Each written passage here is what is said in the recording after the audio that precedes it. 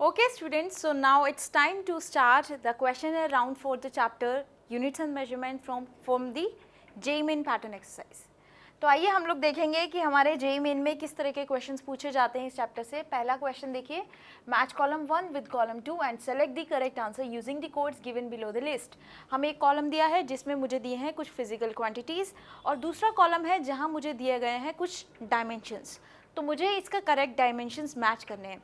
सबसे पहले अगर मैं बात करूं बोल्ट्जमैन कांस्टेंट की, विच इज़ डिनोटेड बाय के, इसका डायमेंशन क्या होगा? डायमेंशन फाइंड आउट करने के लिए हमें पता होना चाहिए इससे रिलेटेड एक फॉर्मूला. तो जो फॉर्मूला है U equals to half into K T. यहाँ T है टेम्परेचर, K है Boltzmann constant and U stands for energy.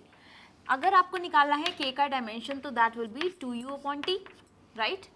तो यहाँ से 2 तो है कांस्टेंट, तो K2 का कोई डायमेंशन एज सच नहीं होगा. तो K की डायमेंशन अगर मैं निकालूं तो वो क्या होगा? U है energy, so that will B ml2 T-2 upon temperature. Temperature है तो इसकी यूनिट क्या होगी? इसकी डायमेंशन होगी केल्विन. तो आपके पास जो अब यूनिट आई वो होगी ml2 T-2 K-1. आइए देखते हैं कि बोल्ट्जमैन कांस्टेंट के लिए ml2 T-2 K-1, यानी कि A का जो करेक्ट मैच है वो है S. Similarly coefficient of viscosity का देखेंगे, फॉर्मूला होता है F equals to minus eta A dV upon dx. और आपको निकालना है यहाँ नीटा की डायमेंशन. तो नीटा की आपकी डायमेंशन के लिए आप क्या कर सकते हैं? That will be minus F D X upon A into D V, right. अब फोर्स की डायमेंशन क्या होती है? mlt-2 dx यानी कि distance, that will be l upon area. तो एरिया का डायमेंशन l² dv यानी कि चेंज इन वेलोसिटी. तो चेंज इन वेलोसिटी यहाँ पर क्या होगा? lt-1, क्योंकि वेलोसिटी का डायमेंशन हम जानते हैं lt-1 होता है. अब देख लेते हैं हमारी क्या यूनिट बची है. सो यहाँ जो नीटा की डायमेंशन आएगी वो होगी, देखिए L2 हो गया, तो ये वाला l² इन दोनों से क्या हो गया? कैंसिल हो गया. अब आपके पास बचा m इंटू l-1 और t-2 प्लस 1, यानी कि ml-1 t-1. तो आइए देखते हैं, ये करेक्ट ऑप्शन हमारी जो डायमेंशन आई है ml-1 t-1. तो यानी कि कोफिशिएंट ऑफ विस्कोसिटी B का हुआ Q, ठीक है. प्लैंक कांस्टेंट, अब प्लैंक कांस्टेंट के लिए आपका फॉर्मूला होता है, फॉर्मूला आपको जो याद आए आप फॉर्मूला यूज कर लीजिए, बस उसमें कोई एक रिलेशन होना चाहिए. E equals to H nu. H है यहाँ पर प्लैंक्स कांस्टेंट, तो मुझे क्योंकि निकालना है प्लैंक्स कांस्टेंट का डायमेंशन, तो वो क्या हो जाएगा? Dimension of E upon dimension of new. E for energy, new for frequency. तो एनर्जी का डायमेंशन आप जानते हैं होता है ml2 T-2 और फ्रीक्वेंसी का होता है फॉर्मूला 1 अपॉन टी, यानी कि 1 अपॉन टाइम. तो 1 अपॉन टाइम यानी कि आप क्या लिख सकते हैं इसको? t की पावर -1.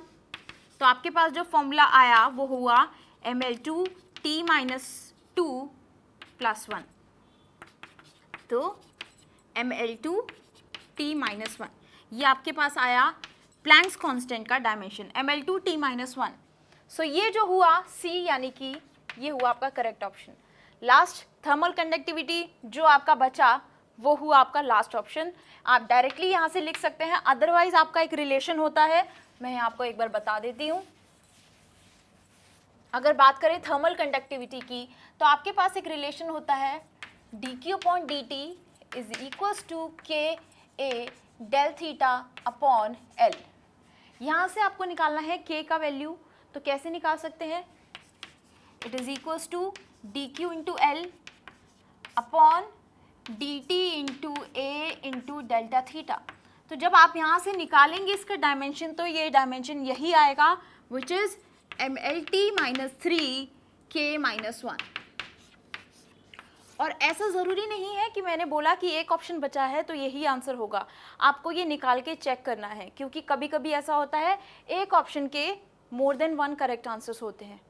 या आप बोल सकते हैं कि जो आपको यहाँ पे ऑप्शंस दिए हैं वो किसी एक का ही, 2 ऑप्शन किसी एक का ही आंसर होंगे. तो इसी तरीके से आपको सारे चेक करने हैं.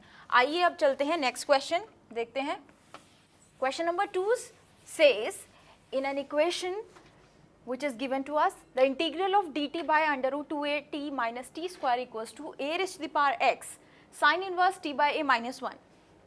The value of x is, हमसे यहाँ पूछी गई है x की वैल्यू. अब आपके दिमाग में ये चीज़ ज़रूर होनी चाहिए, अभी तो आपको पता है क्योंकि मैं यूनिट्स एंड मेजरमेंट चैप्टर करा रही हूँ तो ये उसी से रिलेटेड होगा. अदरवाइज आपका दिमाग जाएगा कि मैं इसको क्या करूँ, मैं इसको इंटीग्रल से सॉल्व कर लूँ. पर आपको ये भी सोचना है इंटीग्रल करेंगे तो बहुत टाइम वेस्ट होगा.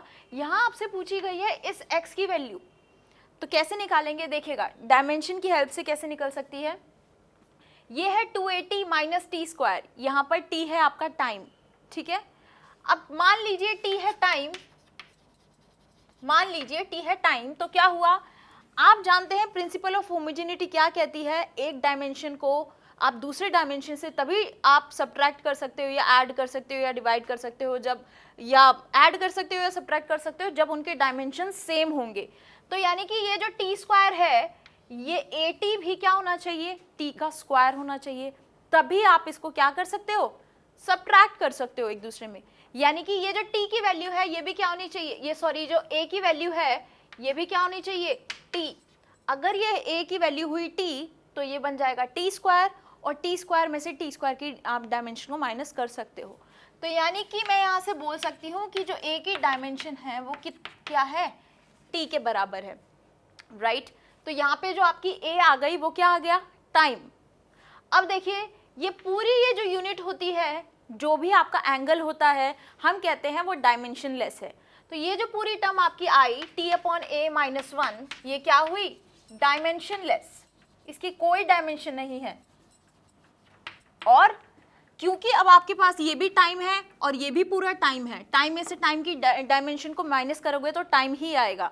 तो ये भी डायमेंशन ऑफ टाइम और ये dt भी क्या है, डायमेंशन ऑफ टाइम.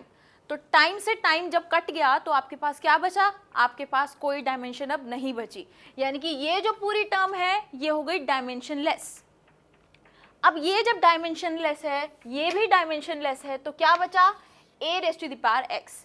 तो इसका मतलब ये है कि ये a raise to the power x भी क्या होना चाहिए, डायमेंशन लेस होना चाहिए. तभी मैं क्या बोल सकती हूँ, a की पावर x भी डायमेंशन लेस होना चाहिए, क्योंकि प्रिंसिपल ऑफ होमोजेनिटी को फॉलो करवाना है. अब अगर a की पावर x जो है वो डायमेंशन लेस है, इसका मतलब क्या है, ये जो x हुआ इसकी वैल्यू क्या हुई, 0. क्यों 0 हुई, डायमेंशन लेस किसी को तभी कहा जाता है जब उसकी m भी 0, l भी 0, t भी 0, सारी यूनिट्स उसकी 0 हो. तो इसका मतलब x क्या होगा, 0. तो आइए ऑप्शन सी करेक्ट आंसर है इस क्वेश्चन का, ठीक है. तो क्वेश्चन आपको समझने वाला था, अच्छा क्वेश्चन था, थोड़ा सा दिमाग लगाएंगे तो इजीली क्वेश्चन सॉल्व हो जाएगा. आइए नेक्स्ट क्वेश्चन देखें. Let epsilon naught denote the dimensional formula of the permittivity of vacuum if m equals to mass, l equals to length, t equals to time and a equals to electric current, then what is the dimension of this epsilon naught. आइए करते हैं. हमें पूछा गया है epsilon not की dimension. मैं जानती हूँ कि मेरे पास एक फॉर्मूला होता है 1/4 pi epsilon naught f equals to 1/4 pi epsilon naught q1 q2 upon r square. Epsilon naught क्योंकि मुझे निकालना है, ये है फोर्स, ये है distance, q1 q2 are the charges. So अगर एप्सिलॉन नॉट की वैल्यू निकालनी है तो वो क्या हो जाएगी, q1 q2 upon 4 pi into F into R square, ठीक है. अब पुट कर देते हैं सबके dimension so that we can get the dimension of epsilon naught. q1 q2 charge है, तो आपके पास क्योंकि निकालनी है डायमेंशन, तो चार्ज होता है I into T, Q equals to I into T, हमेशा Q equals to I T होता है, फॉर्मूला जानते हैं आप. तो यानी कि जो चार्ज का डायमेंशन हो जाएगा वो हो जाएगा I into T, current into time. तो करंट होता है एम्पियर और टाइम होता है टी. तो A T into A T ये क्या हो गया, ए का स्क्वायर और टी का स्क्वायर अपॉन 4 पाई है कांस्टेंट, एफ है आपका MLT माइनस 2 और क्या बचा आर स्क्वायर यानी कि एल का स्क्वायर. तो आपके पास अब एप्सिलॉन नॉट की जो वैल्यू आई डायमेंशन की वो क्या होगी, m-1, l क्या है 2 + 1 3, l - 3, बाकी आपके पास क्या बचा t - 2 और ऊपर है t2. सो t2 प्लस 2, और क्या बचा आपके पास A2। तो आइए देखते हैं m-1 L-3 T4 A2, m-1 L-3 T4 A2। तो ऑप्शन बी मुझे दिख रहा है करेक्ट आंसर है। तो ये है आपकी एप्सिलॉन नॉट की डायमेंशन। चलिए आइए देखते हैं नेक्स्ट क्वेश्चन, क्वेश्चन नंबर 4। देखिए अगर आपको फॉर्मूला पता है तो बहुत इजीली आप डायमेंशन निकाल सकते हैं। Question number 4, the equation of state of a gas is given by P plus A by V cube V into B square V minus B square equals to CT, where P, V, T are pressure, V है volume, T है temperature and A, B, C are constant. The dimension of A and B are respectively what? तो हमें यहाँ dimension निकालनी है किस किस की, A की डायमेंशन और B की डायमेंशन। अब एक चीज तो आप देख सकते हैं, प्रिंसिपल ऑफ होमोजेनिटी के यूज से मैं आराम से ये चीज कह सकती हूं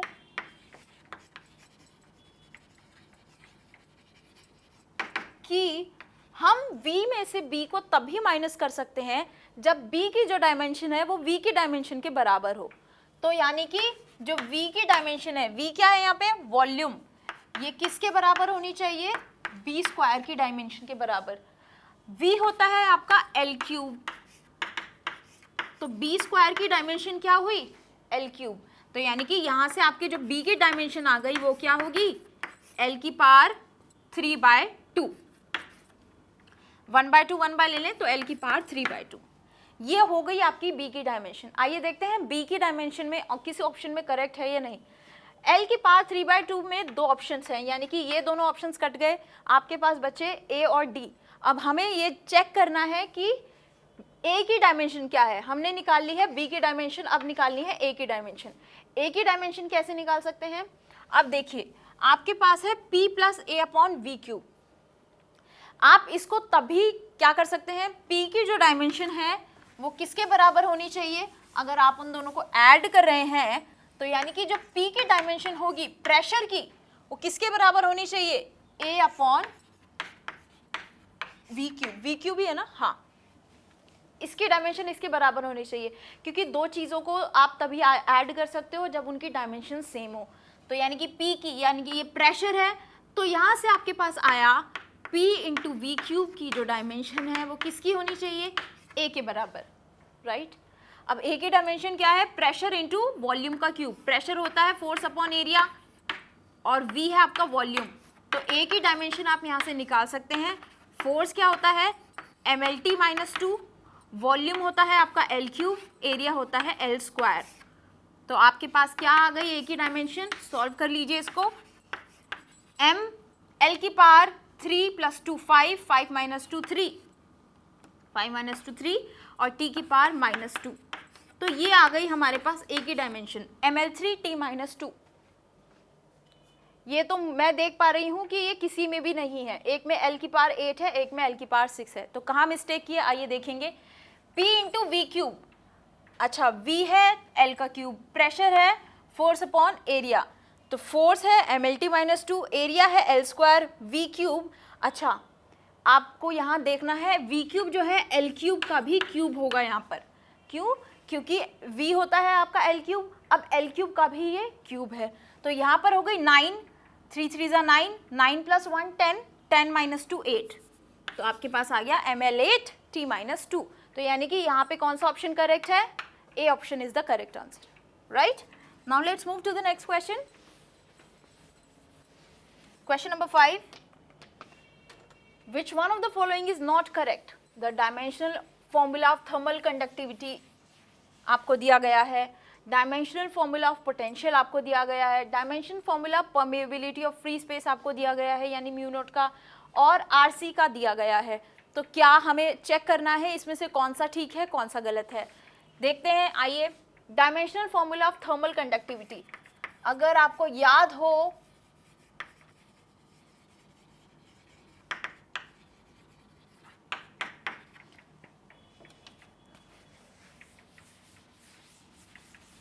एक फॉर्मूला मैंने आपके सामने लिखा था थर्मल कंडक्टिविटी से रिलेटेड, Ka∆θ/L, ठीक है। और दूसरा फॉर्मूला आप देख सकते हैं वो होता है heat multiplied by thermal conductivity, heat multiplied by thickness upon area into temperature into time. ये भी यूज करके आप क्या निकाल सकते हैं, थर्मल कंडक्टिविटी, राइट। और अगर याद हो तो इसको यूज करके हमने क्या निकाला था, हमने यही निकाला था MLT K-1 था एक, तो शायद MLT cube K-1, I think yes, ये निकाला था हमने क्या यूज करके, जब फॉर्मूला यूज किया था। ये दिमाग में रखना है, ये डायमेंशंस आपको याद होनी चाहिए। सेकंड हमारे पास हमें क्या फाइंड आउट करना है, किसका, पोटेंशियल V का। अब पहला तो सही आ रहा है, MLT3 K-1, यही निकाला था या कुछ और निकाला था, एक बार चेक कर लेंगे, मुझे भी याद नहीं है अभी फिलहाल। आपके पास था KA del theta upon L, उससे आपको क्या चेक करना है कि इसकी जो आ रही है डायमेंशन ठीक आ रही है या नहीं। या आप यूज़ कर सकते हैं heat into thickness upon area into temperature into time, उससे निकालेंगे हम थर्मल कंडक्टिविटी। आइए अब देखते हैं second one, dimensional formula of potential V is ML2T3A-1। हमें क्या दे दिया गया है, ML2T3A-1। अब आप सभी जानते हैं कि अगर मुझे फाइंड आउट करना है क्या V, तो फॉर्मूला होता है V equals to W upon Q, potential equals to work done per unit charge, तो वही फॉर्मूला मैंने लगाया। अब वर्क डन का जो यूनिट होता है, क्योंकि वर्क होता है एनर्जी, एनर्जी का आपका डायमेंशन होता है ML2T-2 अपॉन Q, Q होता है I इंटू T, यानी कि ampere into temperature, sorry not time, not temperature, it's time. आपके पास फॉर्मूला क्या बन के आया, ML2T-2-1 यानी -3 A की पावर -1, आपके पास आया ML2T-3A-1, ML2T-3A-1 यानी कि ये करेक्ट है, -2 -3, ओके। और ये भी आपको क्वेश्चन में जो दिया गया है ये T-3 है, मार्क कर लीजिएगा, ये T-3 है। अब dimensional formula of permeability of free space, आइए परमिएबिलिटी कैसे फाइंड आउट करेंगे। आप जानते हैं एक फॉर्मूला होता है B equals to μ0 upon 4 pi ideal sine theta upon r²। आपको निकालनी है यहाँ से μ0 की वैल्यू, तो वो क्या होगी, B इंटू 4 पाई r² upon ideal sine theta, ये होगा μ0 की वैल्यू। B का डायमेंशन कहाँ से निकालेंगे, एक फॉर्मूला याद होगा आपको, अगर F equals to QVB sine theta होता है, तो यहाँ से जो B की वैल्यू आ जाएगी वो क्या होगी, F अपॉन QV, ठीक है। तो यहाँ मैं सिर्फ वो वैल्यू पुट करूँगी अब जो मुझे चाहिए और जो हम यूज़ करेंगे डायमेंशंस के लिए। 4 पाई कांस्टेंट है, कोई डायमेंशन नहीं होगी, B की वैल्यू है F अपॉन QV, तो F अपॉन QV, ये V जो है वेलोसिटी है, और r² तो r², IDL, ये मेरे पास बची हैं टर्म्स। आइए इनकी डायमेंशन निकालें। μ0 की अब जो डायमेंशन होगी फोर्स यानी कि MLT-2, r² यानी कि L² अपॉन Q यानी चार्ज, चार्ज क्या होता है I into T, so A into time. V है आपका स्पीड, उसकी डायमेंशन होती है LT-1, याद होनी चाहिए। I अगेन, अच्छा मैं यहाँ पर जब ये लिख रही हूँ QV, तो मैं यहाँ देख रही हूँ यहाँ पे Q की टर्म्स में कुछ नहीं दिया गया है, सब के सब मुझे एम्पियर के फॉर्म में दिया गया है। यहाँ पर I जो है डायरेक्ट आप पुट कर सकते हैं A और उसके बाद L। तो आइए देखते हैं हमारे पास क्या डायमेंशन बन के आई, M L L, L से ये L मैंने कैंसिल कर दिया, एक L से एक L गया, ML बचा आपके पास, T-2, उसके बाद आपके पास है 1 -1, ये दोनों कैंसिल हो जाएंगे एक दूसरे के साथ, 1 - 1 0, तो आपके पास बचा T-2, उसके बाद क्या बचा आपके पास A की पावर -2, ये बचा आपके पास MLT-2 A-2, ये भी माइनस है, तो ये भी आपका करेक्ट आंसर है, राइट। अब फोर्थ ऑप्शन आपके पास बचा है डायमेंशनल फॉर्मूला ऑफ RC, तो आइए चेक करते हैं कि ये डायमेंशन फॉर्मूला जो है आरसी का डायमेंशनल फॉर्मूला क्या है।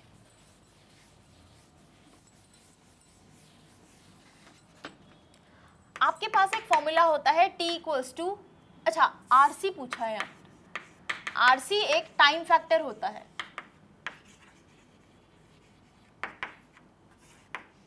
टाइम फैक्टर अगर है तो इसका मतलब ये रिलेटेड टू द टाइम है, पर यहाँ पे मुझे क्या दिया गया है, m0 l0 t माइनस 1। अच्छा मुझसे ये पूछा गया है which of the following is not correct, तो नॉट करेक्ट में तो ये भी सही है ये भी सही है, तो यानी कि आपके मोर देन 2 ऑप्शंस जो है करेक्ट हैं यहाँ पर। ये आपका सही नहीं है, चेक कर लीजिएगा इसको किससे, थर्मल कंडक्टिविटी के फॉर्मूला से, डायमेंशनल फॉर्मूला। अब आरसी होता है आपका टाइम फैक्टर, तो आरसी का जो यहाँ से आपका डायमेंशन निकल कर आता है वो होता है डायमेंशनलेस। और यहाँ पे आपके सामने क्या लिखा है, m0 l0 t minus 1, that means it is not correct, right. आइए चलिए बढ़ते हैं next question.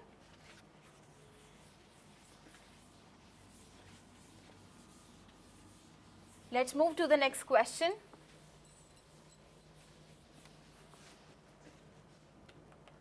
A cube has side of length 1.2 into 10 raised to the power minus 2 meter. Then calculate its volume. Volume निकालना है, side दी गई है। आप सोचेंगे इतना इजी क्वेश्चन, साइड दी गई है 1.2 into 10 raised to the power minus 3 metre, cube है और वॉल्यूम दे रखा है, वॉल्यूम निकालना है, साइड आपको दी गई है, तो वॉल्यूम क्या होगा, साइड क्यूब। तो यानी कि 1.2 into 10 raised to the power minus 3 का होल क्यूब। आप जानते हैं 12 का क्यूब क्या होता है, 1728, तो यानी कि आपके पास आया 1.728 इंटू 10 की पावर माइनस 6 माइनस 9, ठीक है, ये आया आपके पास। अब आप यहां से देखिए आपके पास ऑप्शंस में क्या अवेलेबल है, ये जो था 10 की पावर माइनस 2 था, ओके करेक्शन कर लीजिए, 10 की पावर माइनस 2 है, तो यहाँ आपका आ जाएगा 10 की पावर माइनस 6। अब देखिए 1.7, 1.73, 1.70, 1.732, आप इसे कैसे लिख सकते हैं, अगर आप इसको अप्रॉक्सीमेट में लिखें तो आप इसे लिख सकते हैं 1.73 इंटू 10 की पावर माइनस 6 लिख सकते हैं, और आपके पास 1.72 भी ऑप्शन है, 1.73 भी ऑप्शन है, 1.7 भी ऑप्शन है। तो आपको ये समझना है कि जो आपको वैल्यू दी गई है वो कितने सिग्निफिकेंट फिगर तक है, 2 सिग्निफिकेंट फिगर। तो हम लोग जो अपने आंसर में रखेंगे वो भी सिर्फ 2 सिग्निफिकेंट फिगर रखेंगे, तो जो इसका आंसर होगा वो होगा सिर्फ इतना, जिसमें सिर्फ 2 सिग्निफिकेंट फिगर होंगी, तो that will be equals to 1.7 into 10 की पावर माइनस 6 मीटर क्यूब। तो यानी कि आपका 1.7 इंटू, ये आपका करेक्ट आंसर है एंड में से, ओके। इसमें ये क्वेश्चन था आपका सिग्निफिकेंट फिगर से रिलेटेड। आपको इस तरीके से कंफ्यूज करने के लिए दे दिए जाएंगे सेम क्वेश्चन, तो आपको समझना है कि जो आपको क्वेश्चन में सिग्निफिकेंट दी है वही यूज करेंगे। Density of a solid ball is to be determined in an experiment, the diameter of the ball is measured with a screw gauge whose pitch is 0.5 mm। Screw gauge की pitch है 0.5 mm and the number of divisions is given to be 50, number of division दे दी गए हैं 50। तो अब जब 2 ये चीज़ें मुझे पता चलती हैं तो मैं समझती हूँ कि मुझे लीस्ट काउंट की भी ज़रूरत पड़ेगी। यहाँ पर लीस्ट काउंट निकाल लेते हैं, pitch upon number of division, तो पिच है 0.5 अपॉन नंबर ऑफ डिवीजन है 50, तो अगर 1/100 यानी कि 0.01 mm हुआ मेरा least count. The reading on the main scale is 2.5 mm, main scale reading जो दे दी गई है 2.5 mm। Further what, and that on the circular scale is 20 divisions. अच्छा, the reading on the main scale is 2.5 mm and that on the circular scale is 20 divisions. If the measured mass of the ball has a relative error of 2%, the relative percentage error in the density should be what? बात कर रहे हैं यहाँ पे एक solid ball की, तो यानी कि वो बॉल कैसी होगी, स्फेरिकल। उससे पूछी गई है हमसे डेंसिटी, तो डेंसिटी क्या होगी, मास अपॉन वॉल्यूम, और वॉल्यूम आपके क्या यूज करेंगे, 4/3 पाई इंटू आर क्यूब। अगर मैं इस आर को, क्योंकि मैं यहाँ से निकाल रही हूँ क्वेश्चन में डायमीटर, अगर मैं आर को लिख लूँ डायमीटर की फॉर्म में, तो डायमीटर रेडियस क्या होता है, डायमीटर होता है 2r, यानी कि आप बोल सकते हैं रेडियस इक्वल्स टू d/2। तो आप इस फॉर्मूला में अगर d के फॉर्म में लिखें तो वो क्या हो जाएगा, 3m/4 pi r³ r that means d/2 का क्यूब। सो आपके पास आया 8 3 24 m/4 पाई d³। ठीक है, आपके पास ये फॉर्मूला बन के आ गया है। अब क्योंकि मुझे यहाँ पे दिया गया है, मेरे पास है 20 डिवीजन जिससे मेरा main scale circular scale coincide हो रहा है, तो आप जानते हैं अगर मैं फाइनल डायमीटर यहाँ से निकालूंगी तो फाइनल डायमीटर की वैल्यू क्या होगी, main scale reading plus circular scale reading. Main scale reading 2.5 mm दी गई है आपको, प्लस सर्कुलर स्केल रीडिंग क्या होता है, circular scale division multiplied by the least count. 2.5 mm plus circular scale division आपको दे दिया गया है 20 डिवीजन, तो यानी कि 20 multiplied by the least count. Least count आपका निकल के आया है 0.01। सॉल्व करेंगे तो आपके पास आ जाएगा 2.5, ये आपके पास आएगा 2.5 mm प्लस 20 इंटू 0.01 20 और 0.20 होगा ये, तो आपके पास आया 2.7 mm क्या, डायमीटर। ठीक है, अब आप अगर आप निकालना चाहते हैं डेंसिटी का एरर, और आपको रिलेटिव एरर किसका दे दिया गया है, if the measured mass of the ball has a relative error, तो मास का एरर दे दिया गया है। फॉर्मूला आपके पास है ये, डेंसिटी का फॉर्मूला बन गया है अब ये, तो हमें निकालना है delta rho upon rho into 100% is equals to, ये वैल्यू तो होगी कांस्टेंट तो इसका कोई यूज नहीं, आपके पास बचा delta m upon m into 100% plus 3 delta d upon d into 100%।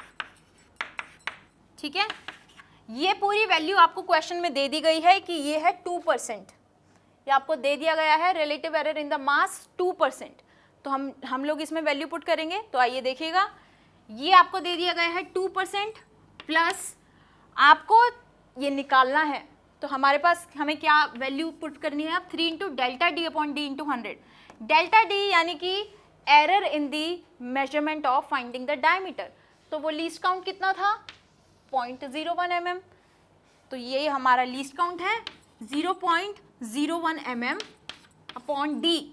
अब डी क्या निकल के आया फाइनल आपका 2.7 mm इंटू 100। अब कुछ नहीं करना है, आपको इसे सॉल्व करना है।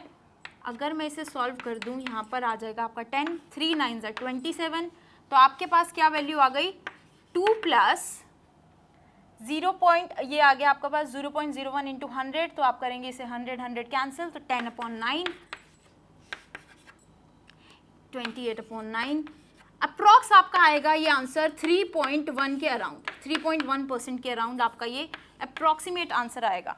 तो आपको दिख रहा है ये जो मैंने लिखा है वैल्यूज, तो आइए देखते हैं 3.1 या option C is seems to be the correct answer for the question, right.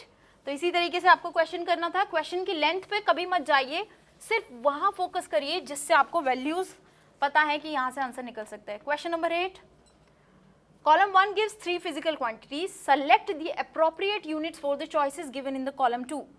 Column 1 में capacitance, inductance, magnetic induction, column 2 में आपको यूनिट्स दी गई हैं, इनमें से किसकी क्या यूनिट होगी वो हमें फाइंड आउट करनी है। तो आइए जल्दी से फाइंड आउट कर लेते हैं। अच्छा, सबसे पहले मुझे दिया है कैपेसिटेंस C, एक फॉर्मूला होता है मेरे पास Q इक्वल्स टू CV होता है, तो यहाँ से अगर मैं C की वैल्यू निकालूं तो वो क्या आएगी Q अपॉन V, और Q की यूनिट होती है कुलम और V होता है आपका वोल्ट, तो कुलम पर वोल्ट एक यूनिट है। कुलम पर वोल्ट कहीं गिवन है, यस। ये जो कैपेसिटेंस की यूनिट है एक तो हो गई ये कुलम पर वोल्ट यहाँ तक, ठीक है। बाकी कैपेसिटेंस के लिए हम लोग और क्या देख सकते हैं कि इनमें से कौन सी होगी। आइए, एक फॉर्मूला आपका होता है C equals to half Q square upon U, या U स्क्वायर इक्वल्स टू, आपने देखा था U equals to Q square upon C होता है। तो अब मैं यहाँ पे Q जो है वो क्या है एनर्जी, एनर्जी होता है जूल स्क्वायर, सॉरी चार्ज, ये Q है चार्ज, तो कूलम स्क्वायर पर ये है joule, this U is the energy. तो ये क्या हो गया, कूलम स्क्वायर पर जूल भी किसकी यूनिट हो गई, C की यूनिट। तो कूलम स्क्वायर पर जूल यानी कि ये भी कैपेसिटेंस की यूनिट है, ये भी किसकी यूनिट है, कैपेसिटेंस की। ठीक है, आइए सेकंड देखते हैं, इंडक्टेंस। अब इंडक्टेंस क्या होता है ये आपको समझ आ गया होगा।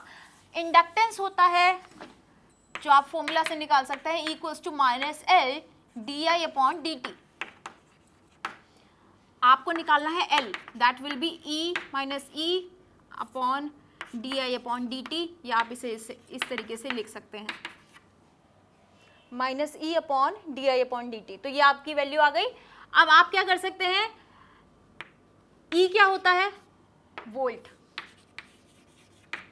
डी टी टाइम, पर ये क्या है, करंट, एम्पियर, वोल्ट टाइम पर एम्पियर। टाइम को इसकी यूनिट की फॉर्म में लिख सकते हैं वोल्ट सेकंड पर एम्पियर। तो आइए, वोल्ट सेकंड पर एम्पियर, या मैं देख पा रही हूँ ये किसकी यूनिट हो गई, इंडक्टेंस की। तो अगर इंडक्टेंस को, इसको मैं लिखूँ 1, इसको लिखा जाए 2, इसको लिखा जाए 3, तो 1 के लिए कौन कौन सी है, ये 1 की है, ये भी 1 की है, 2 के लिए कौन सी है, दिस वन वॉज फॉर 2। अच्छा, और ये जो है न्यूटन एम्पियर पर मीटर, ये भी एक साथ है। आइए अब देखते हैं दूसरी यूनिट। एक आपका फॉर्मूला होता है T equals to L upon R, एक ये भी फॉर्मूला होता है। तो यहाँ से आपके L की वैल्यू क्या आ गई, T इंटू आर, यानी टाइम इंटू रेजिस्टेंस। तो ये जो आपका R हुआ, ये क्या हुआ, ओम। तो ये यहाँ से आपकी टाइम की यूनिट क्या होती है, सेकंड। तो आपकी एक यूनिट हो गई ओम सेकंड। तो आइए देखते हैं कि ओम सेकंड प्रेजेंट है या नहीं L के लिए, ओम सेकंड। तो यस, ये भी आपकी किसकी यूनिट हुई, इंडक्टेंस की। तीसरा आता है मैग्नेटिक इंडक्शन। आइए मैग्नेटिक इंडक्शन के लिए अब देखें, आपके पास एक फॉर्मूला होता है F equals to B I L sine theta. तो यहाँ से अगर मैं B की वैल्यू निकालूं, magnetic induction, that will be F upon I into L. ठीक है, अब फोर्स क्या होता है, न्यूटन, और I क्या है, पर, एम्पियर, और L क्या है, लेंथ, तो एम्पियर मीटर। तो ये आपके पास आ गया न्यूटन पर मीटर एम्पियर। तो ये जो यूनिट हुई जो बची है, this is for third one, right.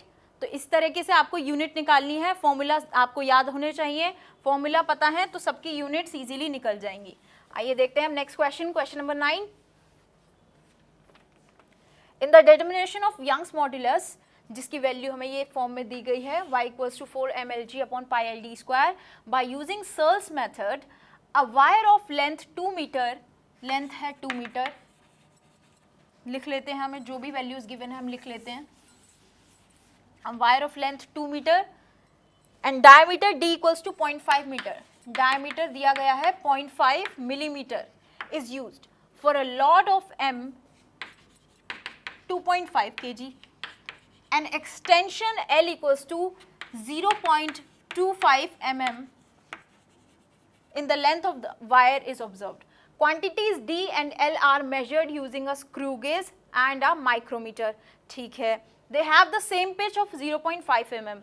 आपको यहाँ क्वेश्चन में दिया गया है कि जो माइक्रोमीटर है और जो स्क्रू गेज है, इन दोनों की पिच है सेम। तो पिच दोनों की है same 0.5 mm and the number of division on their circular scale is 100, और दोनों के नंबर ऑफ डिवीजन भी दे दिए, तो नंबर ऑफ डिवीजन भी दे दिए 100। तो यानी कि दोनों का लीस्ट काउंट कितना आया, pitch upon number of division 0.5 upon 100, तो दैट विल बी 0.005 mm। ठीक है, ये आया आपका लीस्ट काउंट। अब हमें पूछा क्या गया है, they have the same pitch, okay, the contribution to the maximum probable error of the y measurement is, y के केस में जो मैक्सिमम प्रोबेबल एरर आया वो क्यों है, किसकी वजह से है, 4 ऑप्शन हमें दिए गए हैं। Due to the error in the measurement of d and l are same, या तो डी और एल के एरर सेम है, या due to the error in the measurement of D is twice that due to the error in the measurement of L, या आपका जो D में एरर है that is twice due to error in measurement of L. Otherwise third option, जो L का error है it is twice that due to the error in the measurement of D, और जो आपका डी ऑप्शन है due to the error in the measurement of D which is 4 times the error in the measurement of L. तो हमें check करना है कि इनमें से कौन सा रिलेशन जो है वो वैलिड दिख रहा है। तो आइए, मेरे पास जो फॉर्मूला है जो मुझे क्वेश्चन दिया गया है उसमें यंग मॉडुलस का फॉर्मूला दिया गया है y equals to 4mlg upon pi L D square. ये कैपिटल एल है, ये स्मॉल एल है विच इज एक्सटेंशन। तो आइए, यहां से मुझे क्या निकालना है, डेल्टा y अपॉन वाई क्या होगा, इट विल बी m तो आपको कांस्टेंट दे दिया है तो इसमें कोई एरर हम नहीं दिखाएंगे, या फिर मैं लिख सकती हूँ कि डेल्टा m अपॉन m क्या हो जाएगा, 0 होगा, plus delta l upon l, g constant है तो g में भी कोई एरर नहीं लेंगे, प्लस आपके पास बचा small l delta l upon l plus 2 delta d upon d, ये वैल्यू 0 है। अब ये आपने जो लेंथ निकाली है ये हमें दे रखी है कितनी, 2 मीटर, यानी कि इसमें भी कोई एरर नहीं है, तो ये भी क्या हो गया, 0 हो गया। अब ये जो आपने लेंथ निकाली है डेल्टा एल, इसके लिए हमने माइक्रोमीटर का यूज़ किया। तो मेरे पास अब जो दो ऑप्शन बचे, delta Y upon Y equals to delta L upon L, या मैं इसे लिख सकती हूँ, अभी कोई 0 नहीं है, छोड़ दीजिए। आपके पास बचा delta L upon L plus delta L upon L plus 2 delta D upon D. अब देखेंगे हमारे पास जो आया है डेल्टा एल अपॉन एल, उसकी वैल्यू क्या होगी। डेल्टा एल है आपका लीस्ट काउंट, कितना यूज किया हमने लीस्ट काउंट, कितना निकला इसका 0.005। सो 0.005 अपॉन लेंथ कितनी दी गई है 0.25। सॉल्व करेंगे आपके आएगा 0.02 कितना mm। सिमिलरली अब आप 2 डेल्टा डी अपॉन डी का देखें, 2 इंटू डेल्टा डी की वैल्यू अगेन आपकी है 0.005 क्योंकि ये है लीस्ट काउंट, अपॉन डी आपको क्या दिया गया है 0.5। फिर से इसे सॉल्व करेंगे आएगा 0.02 mm। इसका मतलब आप देख रहे हैं कि जो डेल्टा एल बाय एल आ रहा है, या बोल सकते हैं इसमें जो प्रोबेबल एरर आ रहा है दैट इज बिकॉज जो आपका डेल्टा एल अपॉन एल है it is twice of delta D by D. क्योंकि दोनों एरर आ रहे हैं सेम, तो यानी कि delta L upon L is coming out to be equals to twice of delta D by D. So आप देखेंगे कौन सा ऑप्शन सही है, due to error in the measurement of D is twice that due to the error in the measurement of L। D वाला twice नहीं है, twice कौन सा है, L is twice of D। So यानी कि ऑप्शन नंबर C मुझे यहाँ पे करेक्ट दिख रहा है, और जो D and L are same, ये तो करेक्ट हो ही नहीं सकता, यहाँ पे ऑप्शन C हमारा करेक्ट है। आइए, अगर आपको क्वेश्चन समझ आ गया हो तो बढ़ते हैं next question, last question of the session. Now match the following quantities given in the column 1 with dimension expressed in terms of mass, length, time and charge given in the column 2, and write the correct answer against the matched quantity in a tabular form in your answer book। यहाँ पे आपको options नहीं दिए हैं, just आपको यहाँ match करना है। तो देखिए, सबसे पहले एंगुलर मोमेंटम का फॉर्मूला क्या होता है, हमें फिर से क्या निकालनी है, डायमेंशंस। तो इसका मतलब डायमेंशंस को अपनी टिप्स पे रखिए या फॉर्मूलाज को याद कीजिए। एंगुलर मोमेंटम का फॉर्मूला होता है r cross p linear momentum, और r क्रॉस p होता है मास इनटू वेलोसिटी। तो आपका जो यहाँ से एंगुलर मोमेंटम का डायमेंशन आएगा, ये तो एंगुलर मोमेंटम, वो होगा l into mass into velocity. Velocity होती है t-1, तो फॉर्मूला क्या आ गया ml2 t-1। तो आइए देखते हैं कौन सा ऑप्शन ऐसा है जिसकी वैल्यू आ रही है ml2 t-1। ये यानी कि इसका जो करेक्ट आंसर हुआ वो हुआ ये ml2 t-1, राइट। लिख देते हैं यहाँ पर 1 2 3 4 5 एंड 6। तो 1 का आंसर कौन सा हुआ? ये हुआ 1 का आंसर। आइए चेक करते हैं लेटेंट हीट। जो फॉर्मूला होता है लेटेंट हीट का, L equals to Q upon M। Q है एनर्जी, M है मास। तो एनर्जी का फॉर्मूला क्या होता है? mL2T-2 upon M। तो फॉर्मूला क्या बन गया? मास से मास कैंसिल, तो आपके पास डायमेंशन आ गई L2T-2। ठीक है, तो आइए देखते हैं L2T-2 किस में दे रखा है। ये आपका लेटेंट हीट, तो ये हुआ आपका सेकेंड का आंसर। थर्ड आइए देखते हैं टॉर्क।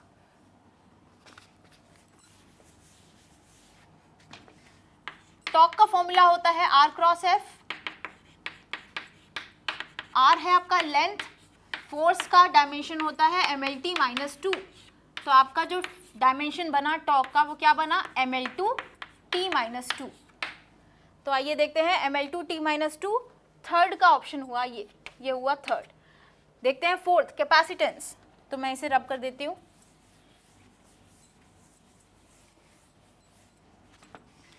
कैपेसिटेंस के लिए आपके पास फॉर्मूला है U equals to half Q square upon C होता है। तो C की वैल्यू क्या आ गई यहाँ से? Q square upon 2U।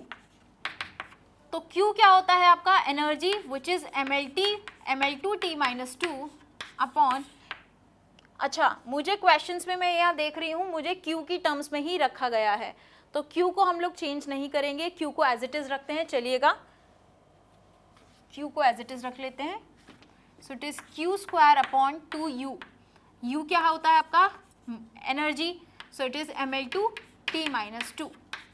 So it is M-1 L-2 T2 Q2। ये डायमेंशन हो गई M-1 L-2 T2 Q2, यानी कि ये ऑप्शन। तो कैपेसिटेंस का क्या हुआ? फोर्थ ये हुआ आपका। आइए चेक करते हैं इंडक्टेंस के लिए। फर्दर आपका कुछ रिलेटेड ही फॉर्मूला होता है, अगर आपको याद हो। इंडक्टेंस के लिए होता है आपका U equals to half L I square. अब ये जो L है वो है आपका इंडक्टेंस, तो आपकी वैल्यू क्या हो गई? 2U upon I square. U होता है एनर्जी, तो again mL2T-2 upon I square, यानी कि करंट का स्क्वायर। तो डायमेंशन फॉर्मूला बना mL2T-2 into A-2। mL2T-2 A-2 मैं यह देख रही हूँ यहाँ पे ऐसा सच कोई फॉर्मूला नहीं है, यानी कि मुझे कुछ ना कुछ कन्वर्जन यहाँ करना पड़ेगा। कन्वर्जन किस तरीके से कर सकते हैं? U equals to half L I square होता है, L क्या हो गया? 2U upon I square. अच्छा एक काम किया जा सकता है यहाँ पर, I को किसकी फॉर्म में लिख सकते हैं? Q into T। I क्या होता है? Charge per unit time. तो मैं I को यहाँ लिख दूंगी Q अपॉन T। सो Q अपॉन T का स्क्वायर। तो मेरे पास क्या आ जाएगा अब? mL square T-2 upon Q square into T का स्क्वायर। तो यानी कि mL2Q-2 T की पावर 0। तो देखते हैं mL2Q-2 mL2Q-2, यानी कि ये हो गया आपका फिफ्थ का आंसर। ये हो गया आपका फिफ्थ का। अब लास्ट बचा आपके पास रेजिस्टिविटी। तो आइए रेजिस्टिविटी के लिए भी आपका फॉर्मूला होता है आपका which is R equals to rho L by A। Rho निकालने है, रो की वैल्यू जिसे बोला जाता है रेजिस्टिविटी, तो वो क्या हो जाएगी? RA upon L। अब R क्या होता है आपका? एक फॉर्मूला और होता है H equals to I square RT। तो यहाँ से R की वैल्यू क्या आ गई? R will be equals to H upon I square into T। ये वैल्यू पुट कर दीजिए यहाँ पर, आपके पास आ जाएगा रो इक्वल्स टू R यानी कि H upon I square T into A into L। अब जो हीट होती है वो होती है एनर्जी। सो एनर्जी का डायमेंशन mL2T-2 इंटू A यानी कि लेंथ का स्क्वायर अपॉन I स्क्वायर। अब मैं लास्ट ऑप्शन भी देख लूँ, मुझे Q में दिया गया है तो मैं अब इसे भी Q में ही कन्वर्ट करूँगी। तो I क्या होता है? Q upon T। तो Q अपॉन T का स्क्वायर ये है यहाँ पर T और ये है यहाँ पर L। अच्छा, अब यहाँ देखिए आपको क्या दिया गया है, H equals to I square R T, I square और यहाँ पे T, तो T मैंने लिख दिया है L, तो L।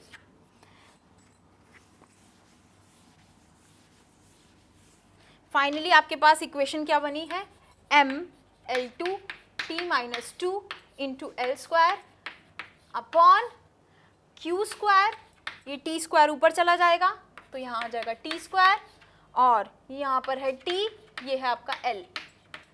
तो ये टी से एक टी कैंसिल कर देते हैं, एल से एक एल कैंसिल कर देते हैं, हमारे पास क्या बचा, mL2, एक बचा यहाँ पे mL2 प्लस 1 3, ये माइनस 2 प्लस 1 टी माइनस 1 और q माइनस 2, ये formula mL3 T minus 1 q minus 2, ये बचा मेरे पास 6, तो ये है डायमेंशन 6।